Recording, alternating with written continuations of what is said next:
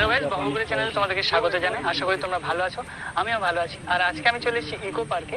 আর 1 নম্বর gate দিয়ে entry করা প্রথমে যেটা দেখতে পাবেন সেটা হচ্ছে জাপানিজ ফরেস্ট। এটা যার এন্ট্রি। তো এখানটায় ঢুকতে কোনো ফিস লাগে না, একদম পুরো ফ্রি। তো এটা হচ্ছে জাপানি ফরেস্টের মেন গেট, যেখান দিয়ে আপনাকে ঢুকতে হবে। এবং প্রবেশ করে আপনি প্রথমে যেটা দেখতে পাবেন সেটা হচ্ছে একটা গৌতম বুদ্ধের বিশাল আকৃতির একটা মূর্তি, যেখানে দাঁড়িয়ে কিন্তু অনেকে ছবি তুলছে। আপনিও চাইলে এখানে এসে কিন্তু ছবি তুলতে পারেন। আর তারপরে আপনি আপনার লেফট সাইড দিয়ে চলে যান এবং পুরো জাপানিজ ফরেস্টটা কিন্তু ঘুরে দেখতে পারবেন।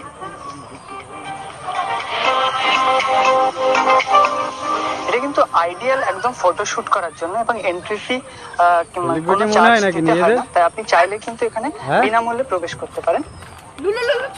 কিছুটা যেতে আমি দেখতে পাচ্ছি গেট আকৃতি করে দেওয়া রয়েছে, তার দুই সাইডে কিন্তু সবুজে সবুজে ভরা আর সুন্দরভাবে পরিপাটি এবং মেনটেনেন্স করা জায়গাটা খুবই সুন্দর লাগছে। তো আপনারা চাইলে কিন্তু এখানে চলে আসতে পারেন।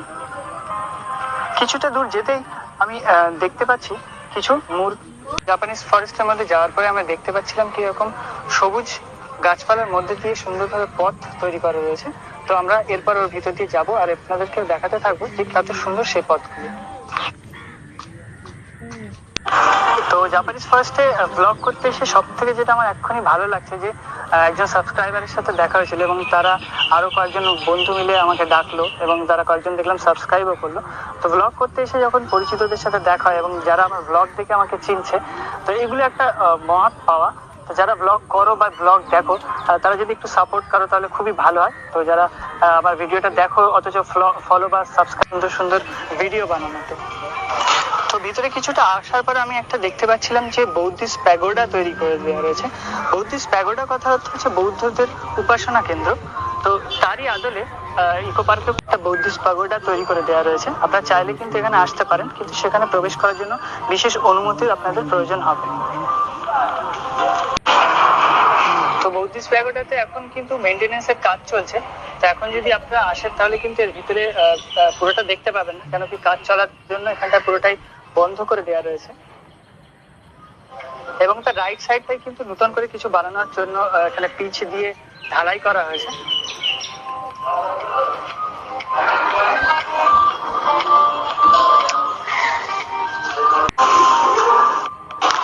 তো বৌদ্ধিস্ট প্যাগোডা থেকে আমি এখন নিচের দিকে নেমে যাচ্ছি, এবং নিচের দিকেই আমি দেখতে পাচ্ছি লাল কালারের কিছু পথ তৈরি করে দেওয়া রয়েছে। এটার মানে কি আমি জানি না, তো আপনারা যদি জানেন তাহলে অবশ্যই কমেন্টস।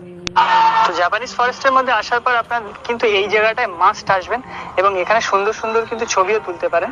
কারণ এখানটায় এক সাইড দিয়ে যদি আপনি ছবিটা তোলেন, লাইটটা এত সুন্দরভাবে পড়বে। আর এর মধ্যে দিয়ে যদি আপনি হেঁটে হেঁটে যান তাহলে আপনি বুঝতে পারবেন কত সুন্দর এই জায়গাটা। তো চলুন আমরা ধীরে ধীরে এগিয়ে যাই এবং দেখতে থাকি আরো কত সুন্দর সুন্দর জায়গা আমাদের জন্য ওয়েট করছে।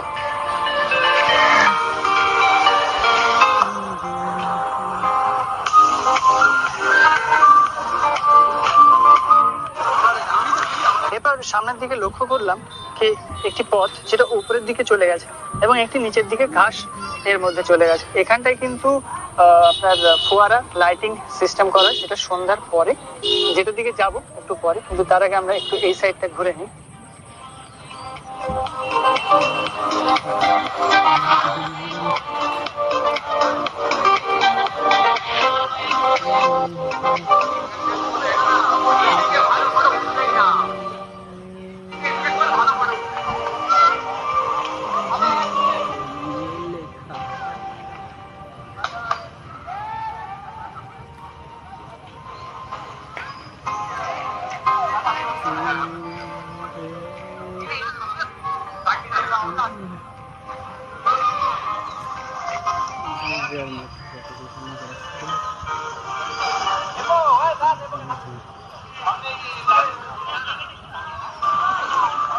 আর একটা সুন্দর জায়গা আমি দেখতে পেলাম কি এখানে তাল গাছের সারি সারি, তার মাঝখান দিয়ে কিন্তু কাঠের রাস্তা তৈরি করে দেওয়া রয়েছে ওয়াটারওয়েজের ওপর দিয়ে। ঠিক আছে, তো সেখানে কিন্তু খুবই সুন্দরভাবে আঁকা বাঁকা রোড।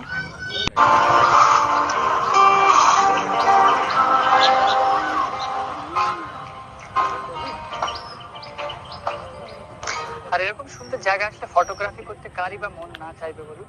তাই যখনই একটু সময় পাস হয়ে যাচ্ছে আর ইকো পার্কে উপভোগ করার মতো কি আছে এটা বলার থেকে আমি বলবো যে এখানে উপভোগ করার মতো কি নেই সেটা আমাকে বলুন। তো অবশ্যই আপনারা এখানে আসুন, অবশ্যই